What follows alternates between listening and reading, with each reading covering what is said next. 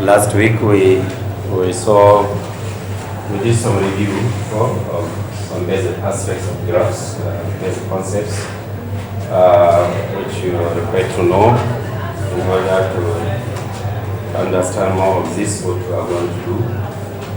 I still urge you to read more on those basics, graph size, graph order, types of complete graphs, and so on and so forth, and the related formula, so that it will help us more. And I think essentially the last week we also did a lot of definitions on bipartite graphs, which as I was saying, graduation from the normal simple graphs we used to treat at 300 level. We are not introducing bipartites, and we saw what they are. And what some of their properties are, including matching. We started matching, and we define matching to be a relation, an assignment relation, or a relation which concerns assignment of certain objects to other objects. In fact, in bipartite, it is strictly two objects, two sets of object. You have one group of objects, second group of objects. That's why you say bi. It means there are two. So the act or the process of assigning elements in one group of objects to the elements in the other group is what we call matching. It's like the ordinary sense of it, the word English, where you say you match something to other. It's like you are matching a particular thing, another thing. In mathematics we generalize, that's why it's objects. When an object can be people, it can be jobs, it can be results, it can be other assignments, maybe other functions and so on. So that's why I normally call them objects. We have two sets. I used to tell you have two sets, maybe you and don't be you. And in each set, you have objects. In theoretic sense, we say you have elements. These are elements. Maybe you call this W1, W2, W3, W4, W5, W6. And in the other one, maybe you have U1, U2, U3, U4. Now the act of assigning elements in U to elements in W such that no two objects are related to, in one set are related to just one to the others. It's called matching. You want to make sure that you don't assign each, you want to make sure that you don't assign, for example, two elements here to one. You want to make it one to one in the language of matching. You want to have a one-to-one matching. Remember the whole sense of graph, like we did last week, is actually based on relation. We have to have a relation. So when you have your graph G, you normally say it is a function of V of G and what? V of G together with some, I say, relation assignment. Now this is what I call assignment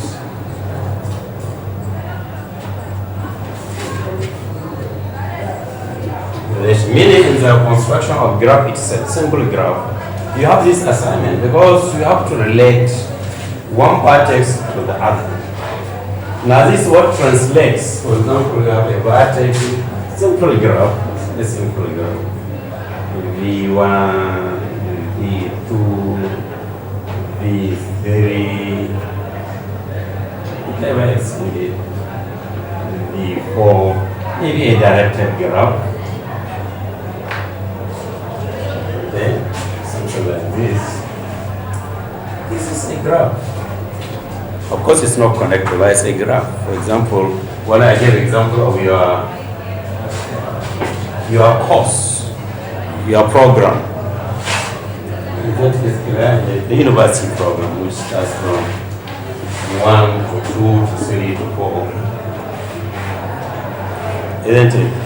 Suppose these are levels, we are degree programs, then it means that it's a relationship between B1, so that is a relationship. If you like, I'll call it F. It's a function which maps B1 to B2. Just like there is also a function here, F1, F2, which maps what? B2 to what?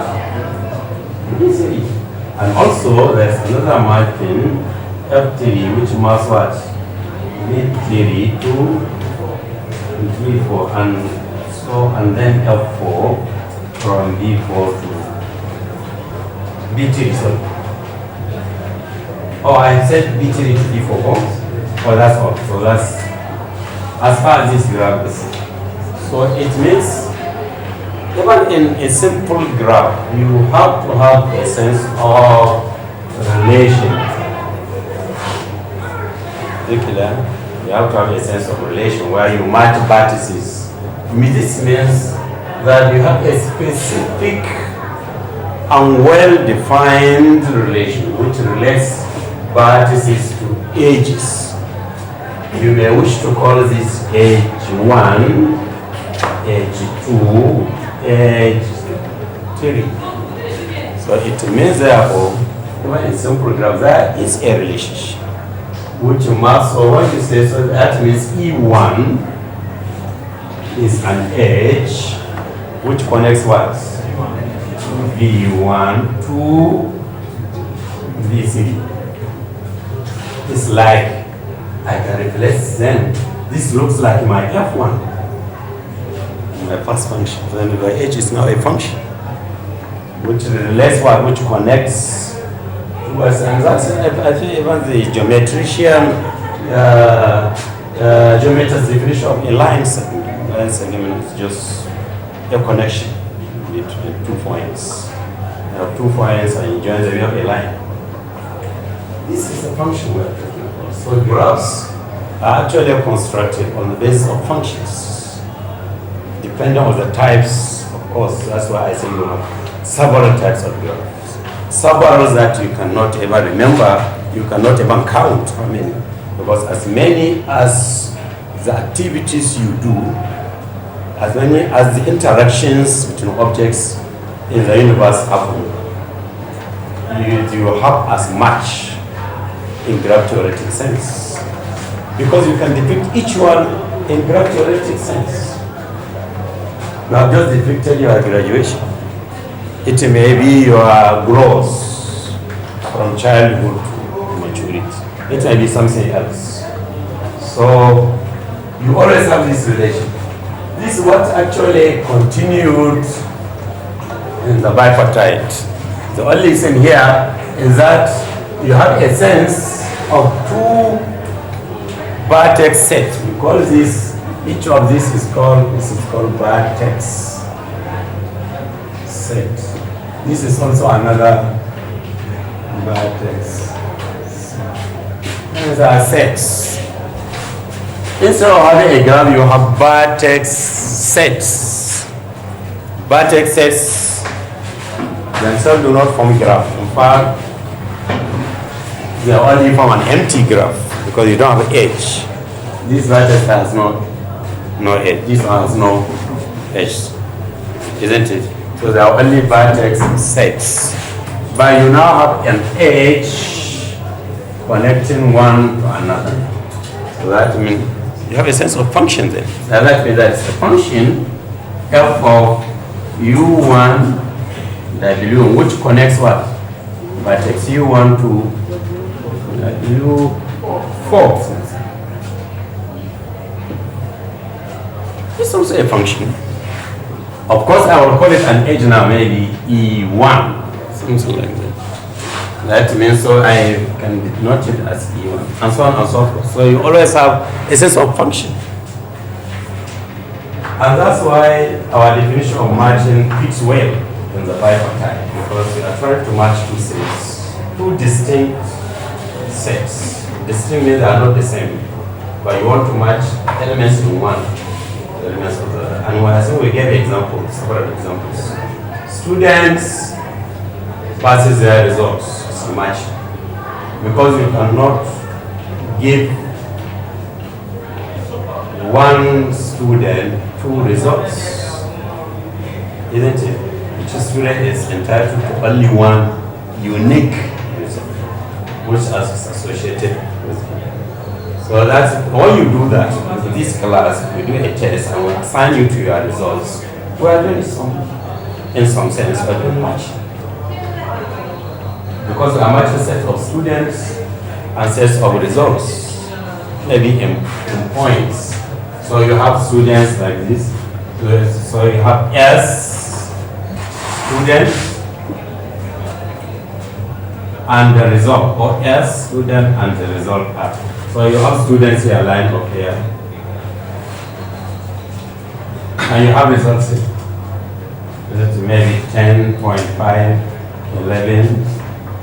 0.6, 1.5, 1.8, and each student will be assigned to just one result. And also I do much. Is it clear? So I think the concept of matching is by now clear. We have done several definitions. We are going to do more, because we saw last week how we construct what we call independent sets. Independent sets. And by independent set, we saw what we mean is each edge is unique. Each edge is what? Unique. We are going to continue with that. And we saw maximal matching last week, and we saw maximum matching also last week, and we differentiated between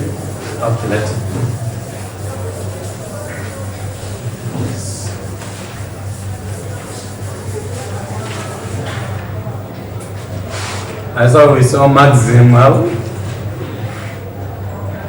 matching. And we saw also maximum matching, okay? Matching. And we sought to know the difference between the two. Are they the same?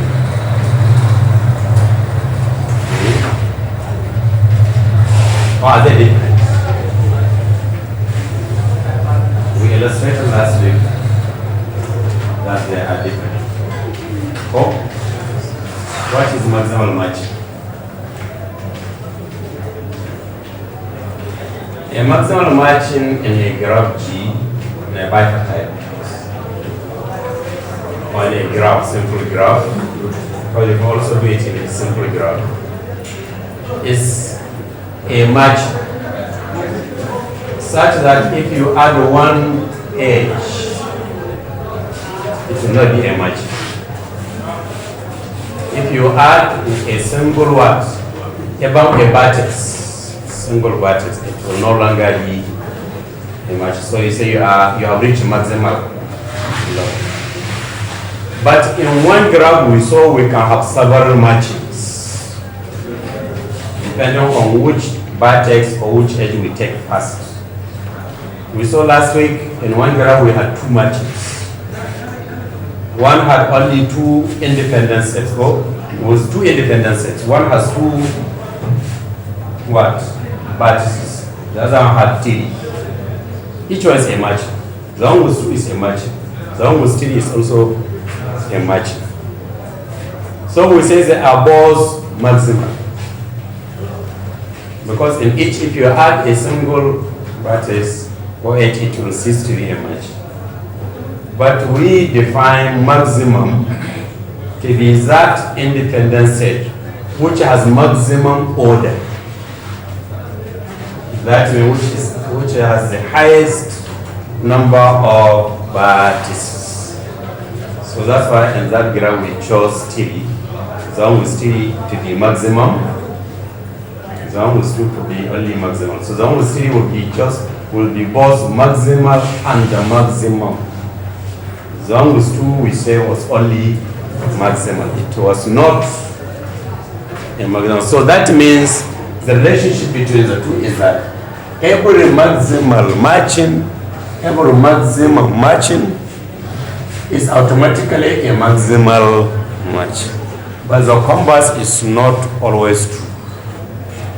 Is it clear? Every maximal matching is a maximum matching is a maximum match. But the reverse or the converse is not necessarily true. That means you may have a maximal matching which is not maximum, which is only maximum. Is it clear? So that's the relationship between two. So that those are not the same. I will continue with this to illustrate a graph. I think we gave this illustration last week. We defined alpha prime G last week.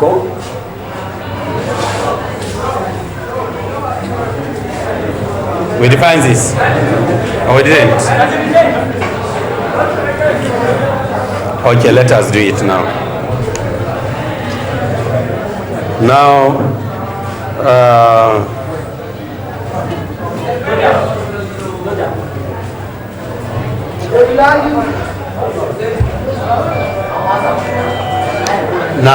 I will give this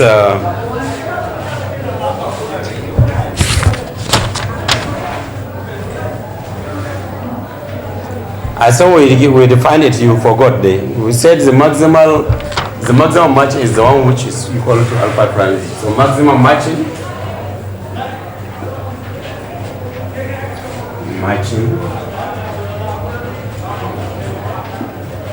okay, which will be represented as M. It's what you call alpha prime. Okay. The independent set with maximum match is what we call alpha prime match. And it's what we are going to go on with this. We say in general, if V is M, the M is maximum, actually maximum, that is the maximum independent sets, which we represent by alpha prime match. So it means therefore that alpha prime of G now is like, you can also define it to be therefore alpha prime of G is simply like what? The M over, isn't it? The M here over, okay? Yes. Yes, so we can have this, and we have this relationship, we call it the flow function of N over 2. But I don't want to call it, you can call it the flow function, but I will use flow function here. Why do I use flow function? Because I need my M to be what? A number. So if I don't use flow function, I will have problems with fractions. Supposing the number of edges is 7. What happens? What is 7 over 2? It's not going to be a number. So we have to take the flow function. That's the maximum integer in 7 over 2. Isn't it? That's the maximum integer in 7 over 2.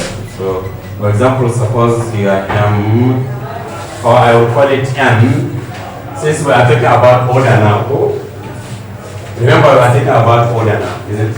I said we are talking about order. Order here. That's the number of vertices. Is twice. So let me call it. Let me not to use m and n. So let me use this as m then. Okay. Because it's the order. So I have m over. So that for example, 1, 2, 3, for 4 edges, I would expect how many vertices? 8 edges. That's what I'm saying. But what if my edges are when I have my n to be what if my vertices are the order of in the graph happens to be 7, because you know the first and last one will diminish in a connected graph. You count it once. So if you have this, so that means, for example, if you have this graph, if you are counting, you say this is E1, E2, this is equal, that's this one. When you say this one connects this, you say this one connects this one connects this. You are doing it 2 times. It's like you are counting every vertex 2 times, isn't it? So in a case, in a situation where maybe the number, so like this now, the number of vertices is what? 3. It's 3. Isn't it? So that means the order of V is actually 3. Now if I'm to take this, if I'm to say 3 over 2, this is not going to be a whole number. It's going to be, isn't it, to be 1.5. So that's why I have to take the flow function, which takes the maximum number, the maximum integer. The maximum integer is 1. Because 0.5 is not an integer, isn't it? Yes, so that's why I have to take flow function to take care of those vertices orders of odd degree, because not all the graphs have even degree. Not in all the graphs that you have order equal to even. And sometimes, in some cases, you have order equals odd. Of course, we know from the handshake lemma that whether the vertices are odd or even, we take double. Is it clear? If we count double, we will always have an even number. That is. But since we are only after n, not 2n, then we are bound to have an odd number. Is it clear? But if you are at top of 2n, then 2 is always even. This one has no problem. But n is sometimes odd, sometimes yes. So that's why we have to take the flow function. So the order is C. So that means what is alpha prime of G? Then alpha prime of G in this case will just be 3 over 2, just like this before. But then you take the flow function, the 1.5 flow, which is 1. So is the largest integer. Flow function takes the largest integer. The largest integer is 1 because 0.5 is not an integer. Okay.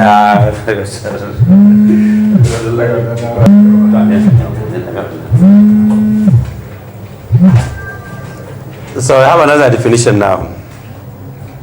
A vertex is covered by the matching M if it is incident to an edge in M. We are going to have a lot of definition. How do you cover a vertex?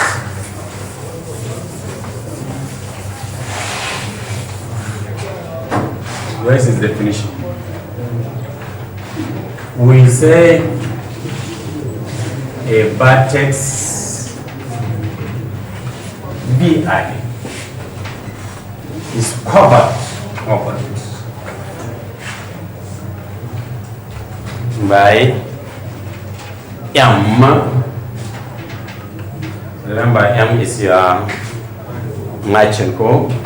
M if it is incident to an edge in M. Okay, but if it is not incident to an edge in M, then it is not covered by that M.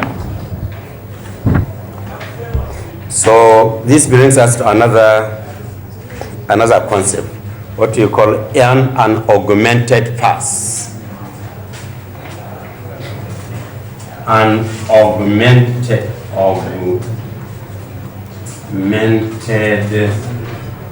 path.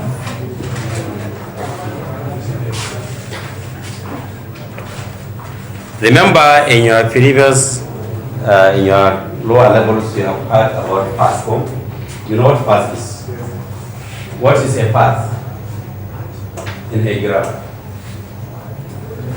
It's an alternating sequence of what? Vertices and edges, such that no vertex or neither vertex or edge is repeated. Is it clear? When you have an alternating sequence of vertices and edges, so that you don't repeat a vertex and you don't also repeat an edge.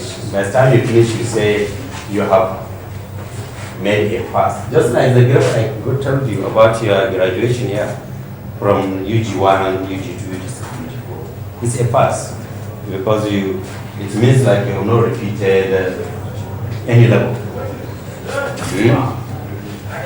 You have also not spent 2 years in one level.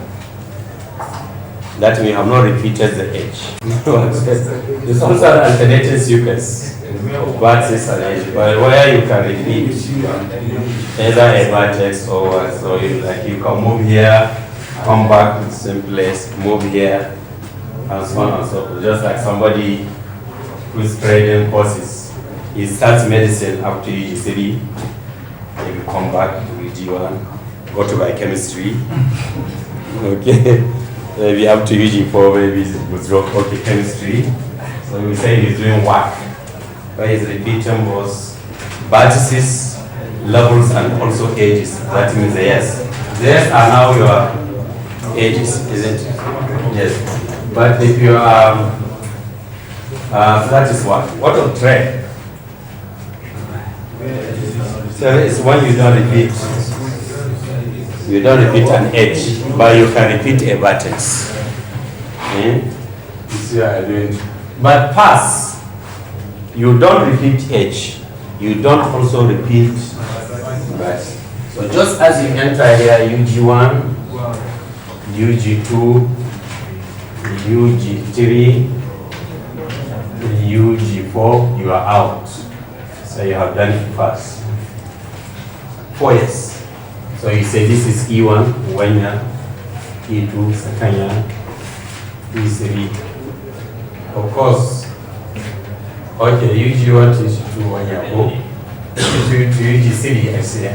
This is UG3 actually. UG3, another year, UG3 to UG4, another year. UG4, you are out. So this is graduation. So 1, 2, 3, you have not repeated any edge. This is graduation. We say this is a pass because it has not repeated any edge, it has not also repeated any verses. So an augmenting pass is when you have pass like this, alternating sequence of vertices and the what? Edges. Because it's also edge. You see, this edge 1 terminates at vertex 2. Go. This edge 2 terminates at vertex 3. And so it's like you have this is like E1 V. If you call it, this is V, but V2. Then E3 E2 go V3. E3 V4. E4 graduation. Graduation.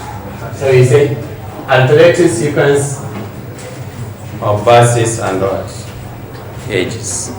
Now when you have such an alternating sequence, B1, B2, B3, like for example, if I have a similar one like this, V1, then I will say E1, then to B2, then I will say E2, then I will say to B3, then I will say E3, and this will take me to B4. Dash, dash, dash, up to what? Yeah. Up to En, which takes me to Vn plus 1, can I go? Yes. This is an alternating sequence of vertices and edges, such that you now define an independent set M. Define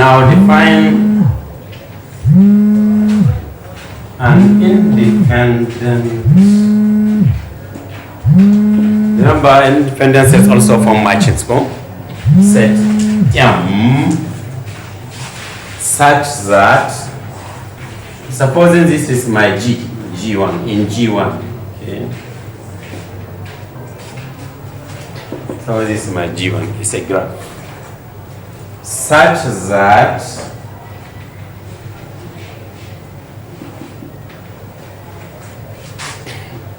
maybe E1,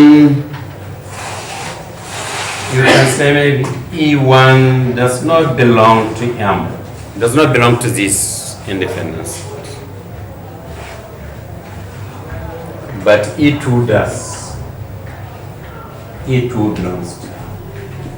E3 does not belong to M. But what? E4 belongs to M.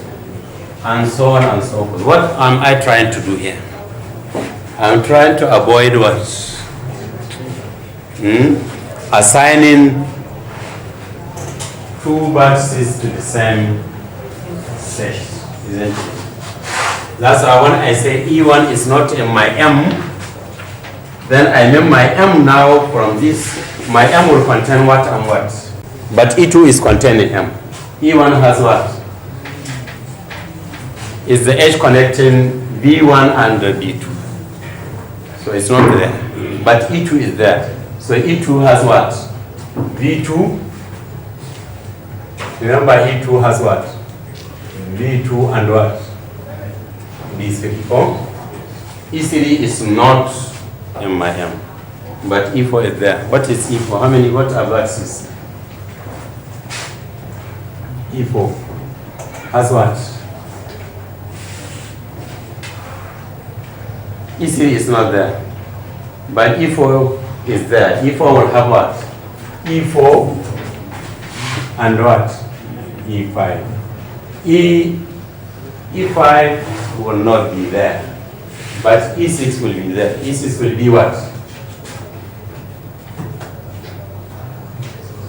E6 will be there. So E6 will be there. And it will have what?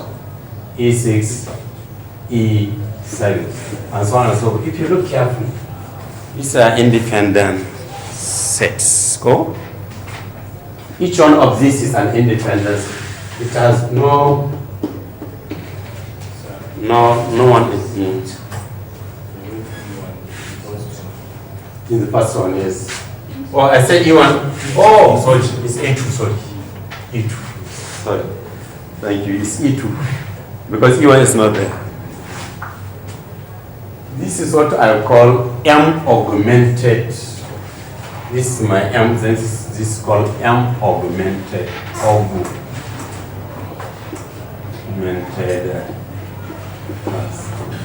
Why is it a fast? It has not repeated any edge or any vertex. Why is it augmented? Because it avoids what? Non-matching. It avoids repetition. Because if I am to put E1 and E2, what does that mean? In E1 you have B1 and B2.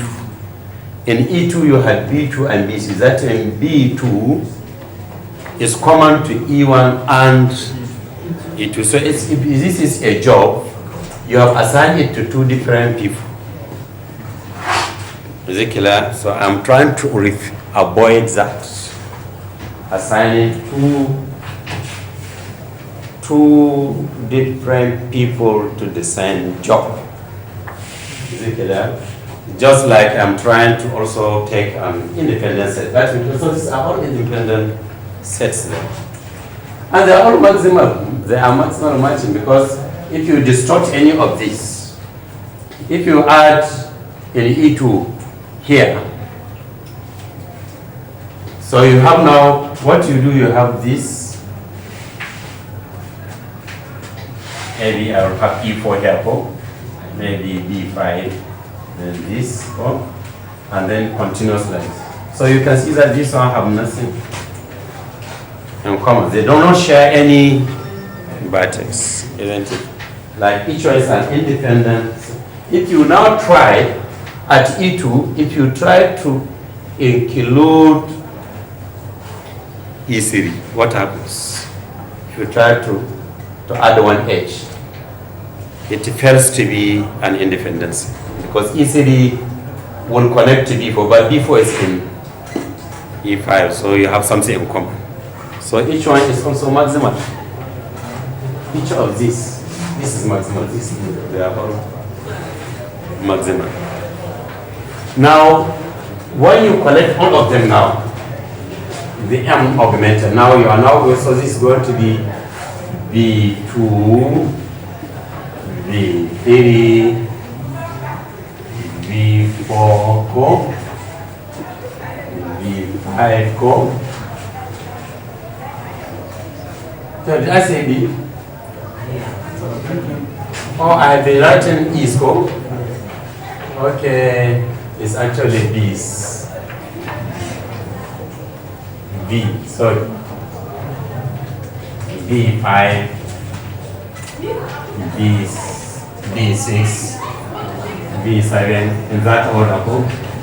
So like if you are to unite them, you can take E1 union, E4 union. This is what you are going to get. It's a pass. You are going to get a pass.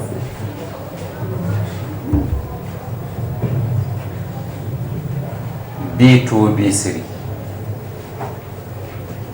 B4, B5. What it means is that you don't repeat, you have not repeated any batches, isn't it? You have a pass.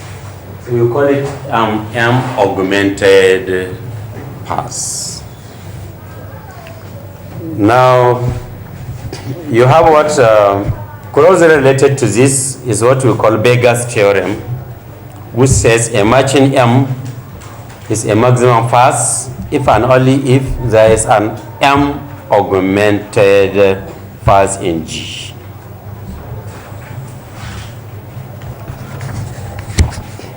We shall try to, this is just like application of, or application of this is the Bega's theorem, that a matching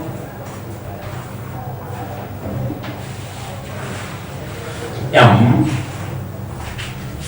is it a maximum code? It's maximum. It's maximum. It's a maximum path. If and only if it is what? An augmented. It has got an augmented pass in G. Okay. Just like this application, it's maximum. These matchings are maximum. What it means is that these matchings are maximum. They are all maximum because there is no matching which is bigger than that. You will not get matching which is bigger than this. Remember, Bn plus 1 does not connect to V1 because it's not. If you do that, What happens if you connect a fast? You get a cycle. If you try to connect a fast, you are going to form a cycle.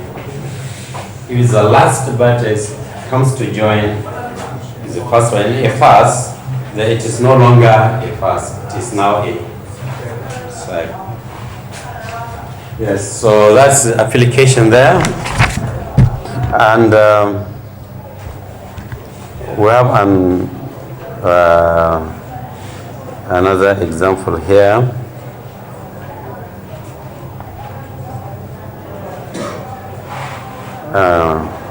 We say G is a bipartite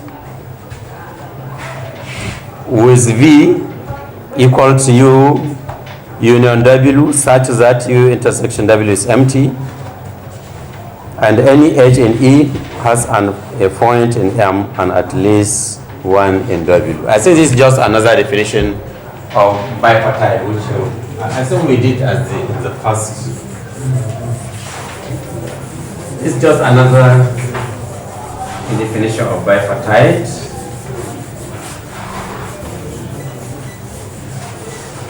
We have several definitions of bipartite. A bipartite graph with two W.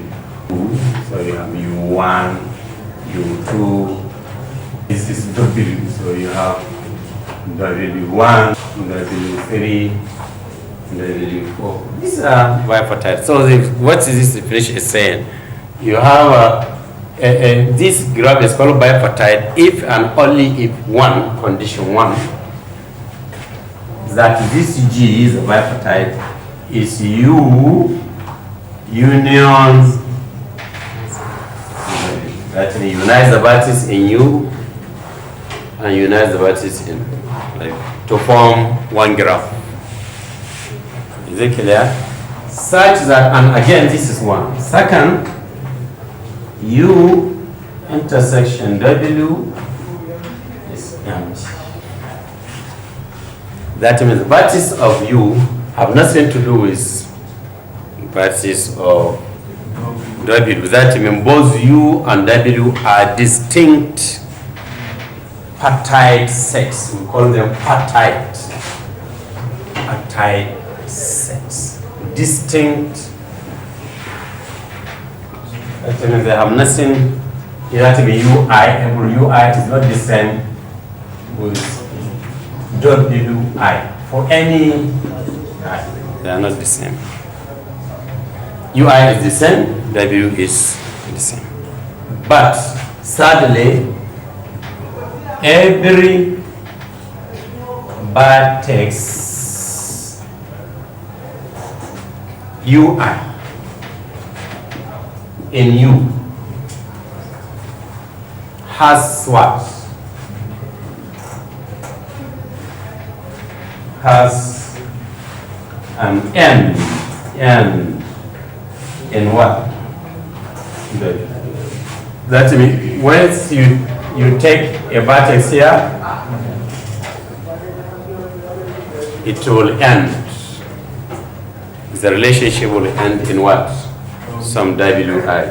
That means IE UI actually is related to some WJ for some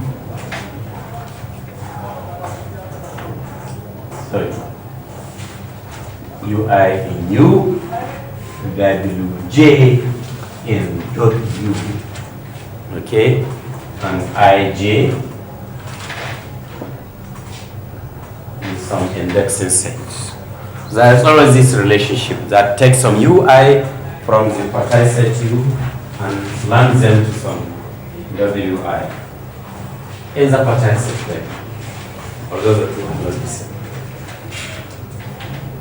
Okay, good. Closely related to this is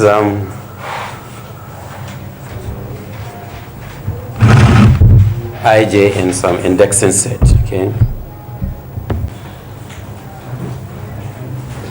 also has done a lot of theorem in some other branches. Here we're going to look at what he did in the matching theory. So now let X belongs to G. G is a graph defined. Remember, to understand this, we do some definition. We define the neighborhood of X by n of X, and it is the set of all adjacent vertices in X. So supposing we have definition first, okay? Or motivation, let me call it motivation. We start with a degree or with a graph. Let G be, okay, and let X be a vertex in G. X is a vertex. Now X a vertex. So X is a vertex in G. Okay.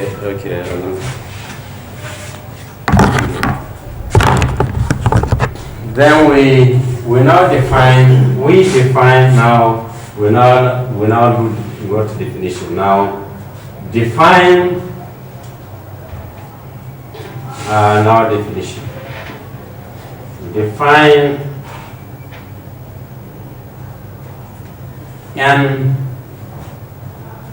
of X, the neighborhood.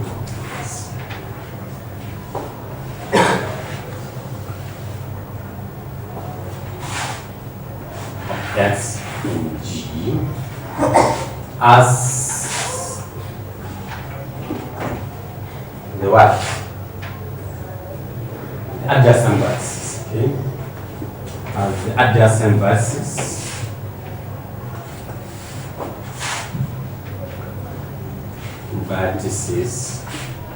to X in G, of course. Okay? Yes. So I'm sure you will recall your definition of neighborhoods in the general topology. Where you define neighborhoods of a point, neighborhoods of a set, and so on. Oh, you forgot? Okay. Maybe we'll review that.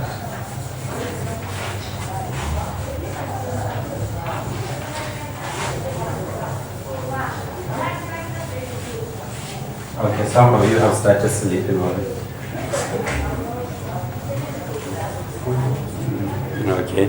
So neighborhood of X, what we do, if you have an interval, for example, analysis of an interval, maybe you are in the real line, okay, real line, you are R is a real line. You know it's made of points, this is 0 and these are points. Positive, negative, and so on and so forth. Now, if you pick a point here, maybe X in R, you normally define the neighborhood as the points close to it. All these points adjacent its neighborhood. Okay? And if you are in n-dimensional space, maybe you are looking at sphere or circle, the neighborhood of these points is all those points surrounding it. Okay, so normally neighborhood of X, sometimes we do like this, the set of all Y, okay, in R. Of course, X is in R such that X minus Y, absolute value, is less than or equal to, sometimes less than some R, where R is some radius. Remember, X is also in R. This will give you, now you define some, if you define some radius, maybe this is your X, and you define some radius, maybe R. Then all those points are the neighborhoods of what? Isn't it? Yes, so that's what you say in topology. That they are like cluster points. Okay? Those points that go around with respect to some radius, of course, or some length. So now you want to do that the same for graphs, but remember graphs are discrete. This is a continuous thing, but graphs are discrete, one piece each. So what you do, you collect all the adjacent vertices. For example, you have a square graph. Example, maybe B1, B2, B3, B4, or even my favorite.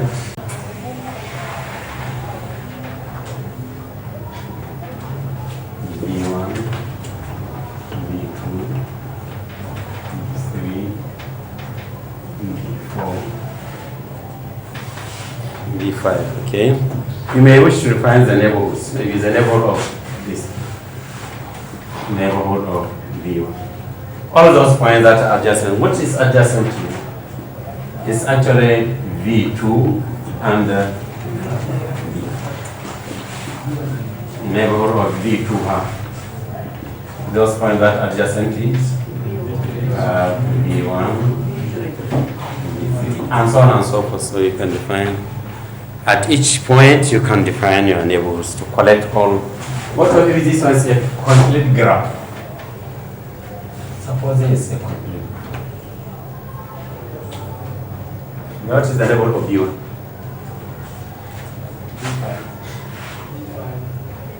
For complete graph, for K5. This is K5. It has become complete graph of order 5. All those adjacent, so they are actually B2, B3. Okay. Yes. Because all of them are linked to B1. And that this provides another definition of complete graph, meaning it is a graph in which every vertex is connected to every other vertex in G. Okay. Are you awake now? Some of you? I was started sleeping already. Then, for example, let S be a subset of V. We define the neighborhood of S as the union X in S neighborhood of X. Okay. Now, that's another definition you have. Okay, for utility.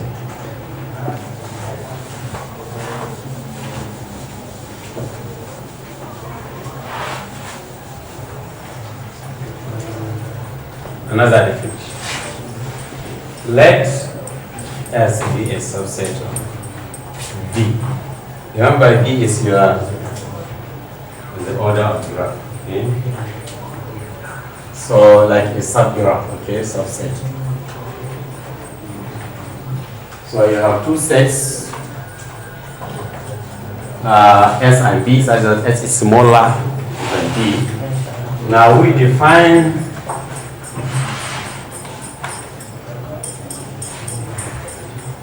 the neighborhood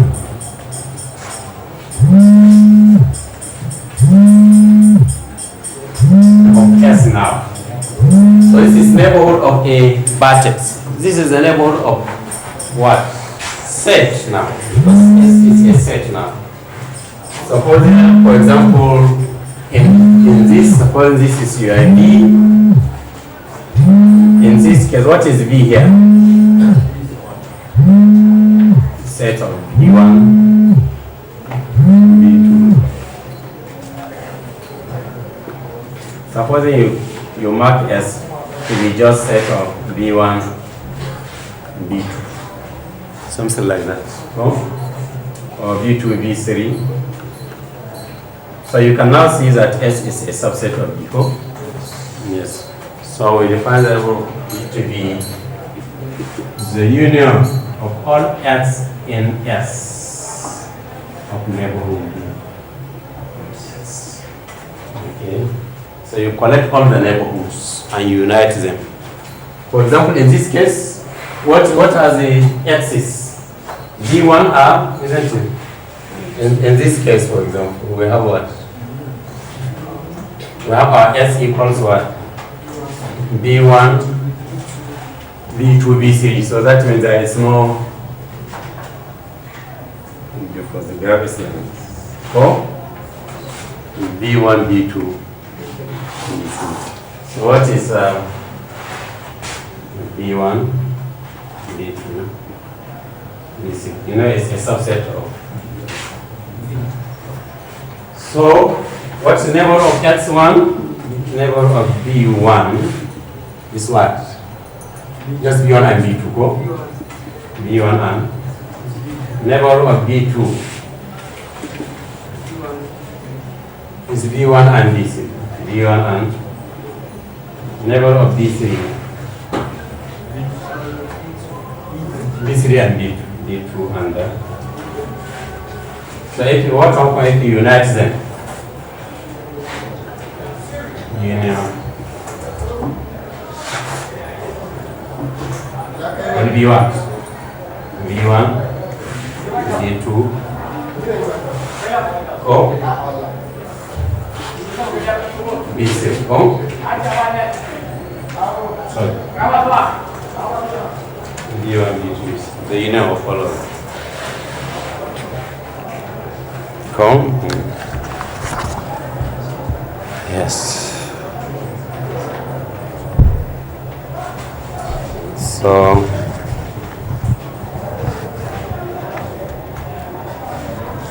So can you now differentiate between neighborhood of a point and neighborhood of a set?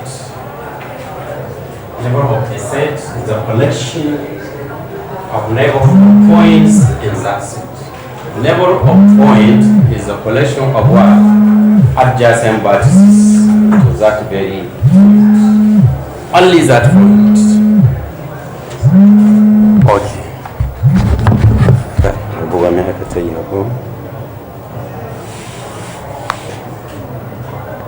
Okay, so Hall's theorem now. Let G be a bipartite graph with party sets U and W such that U is less than W. Then the maximum matching alpha in G is equal to R is U. Remember, U is less than or equal to W. By this happen if and only if neighbor of S is greater than or equal to S for any non-empty set S in U. So this is consequence of this definition, the Hall's theorem. Let me state it for you in full. Just like an application of this.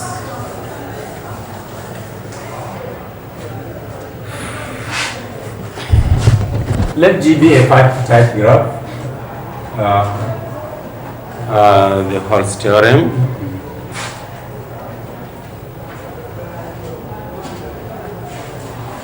Says let G be a bipartite.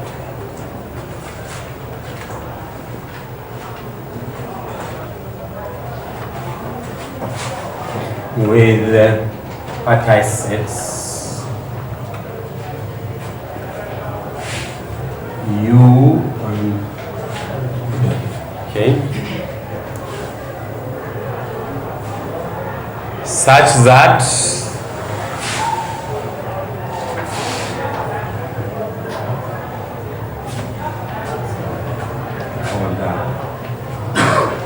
okay, then the maximum, yes, of G is actually given by R, which is U. What is R? For some number R, which is actually the order of party set U. But this happens if and only if. If and only if N of S is bigger than S. N of S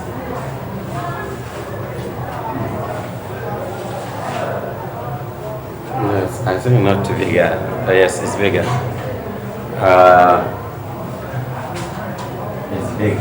Okay.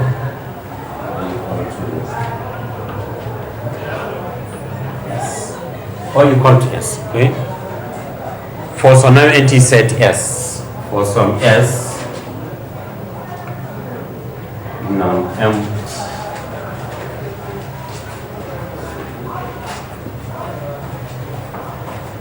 What it means is that you have two bipartite with partitions U and W, such that U is less or equal to W.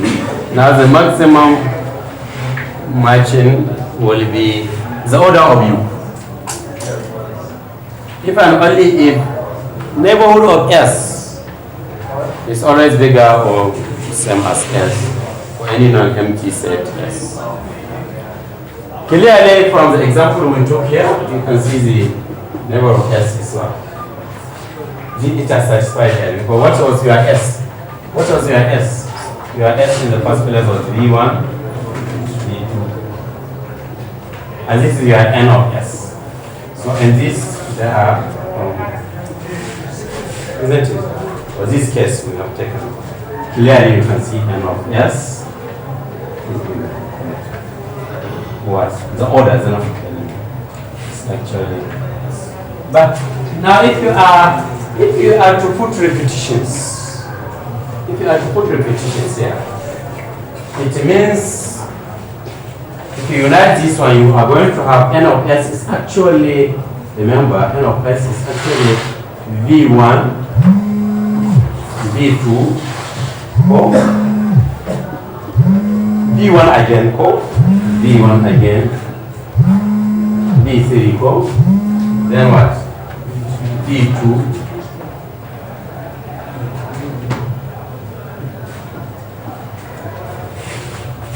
means that if you do not mind repetitions, if you are only counting, because these are counting the number of elements, then it follows N of S. The order here is what? 1, 2, 3, 4, 5, 6. But S is what? Only 3. So you can see 6 is bigger. Clearly, okay? Good. And that's what we should have. If you avoid repetition, they are the same. Isn't it? But if you count repetition, we should count repetition because you are actually counting the order, the number of elements in each of the sets. So,